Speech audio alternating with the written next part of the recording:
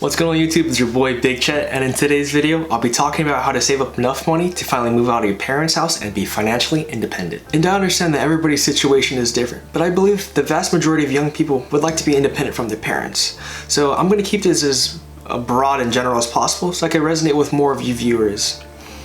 Alright guys, without any more further ado, let's get right into the video. So if you're watching this video, you're probably almost in college or are college age, and you're probably wondering, how can I stop being a leech? In all seriousness though, if you're planning on moving out, that will probably be the first biggest milestone that you will be hitting in your young adult life. If you're anything like me, maybe going to college right away after high school is not your best option. And maybe considering the military is the way to go. Most contracts in the military span from 3 to 6 years, giving you enough time to figure out what you want to be or who you want to become. And it will give you the ability to basically be self-sufficient and not rely on your parents anymore. Also, as a bonus, once you get out of the military, you can utilize your GI Bill, and this basically allows you to go to any school you want and pay nothing out of pocket and pursue whatever degree you want for free.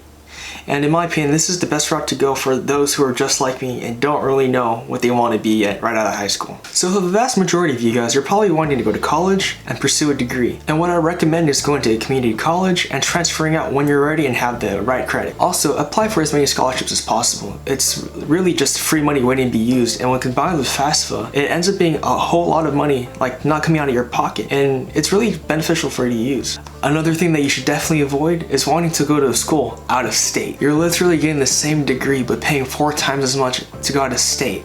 If you really wanted to do that, go to community college and travel elsewhere when you have the time on your vacations. At the end of the day, if you're willing to spend hundreds of thousands of dollars to get into debt to go to school, you better be able to pay and make hundreds of thousands of dollars a year to pay off that debt.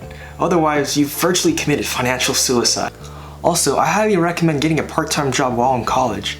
And if you're able to save, let's say $15,000 a year, by the time you graduate, you'll have about $60,000. And for the majority of people, that $60,000 will pay off your debt completely. For those of you wanting to learn a trade, I commend you. Although the military has a lot of opportunities for you to learn any trade you want, staying in the civilian sector comes with a lot of benefits. For example, instead of committing 4 to 6 years to go to school or joining the military, you can spend, let's say, a year in a trade school and be making money right away. If done correctly, you could have a nice cozy lifestyle by the time some of the college students start to pay off their student loans. Here are some rules that I live by since I moved out of my parents' house. Please don't fall for these. Rule number 1, never buy a new car. The second you drive it off the lot, it loses about 30% of its initial value. A good rule of thumb is to never own a car that is more than 10% of your overall net worth. The most logical approach that makes the most sense financially is just to get a used car that will get you from point A to point B, and it's something that you really rely on. If you want an example, I personally drive a 2005 Toyota Prius, and it gets me about 55 miles per gallon, and I believe at the time I spent $4,500, and since I've had it, it's not really giving me any problems at all. Another rule to live by is to not spend more than 30% of your yearly income on housing. And I know, as a kid, housing used to be free, but as adults, that actually costs money now, and I highly recommend getting a roommate to best maximize your money.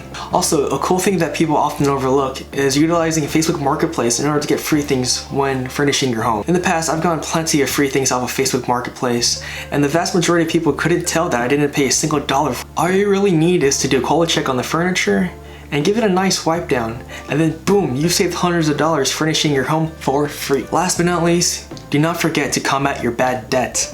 And when I say bad debt, I'm talking about student loans, credit card debt, and car loans. The longer you guys keep this balance alive, the harder it gets to pay off thanks to compound interest. Alright guys, that's today's video, and if you like the content, please smash that like button and subscribe. And until next time, stay hungry friends.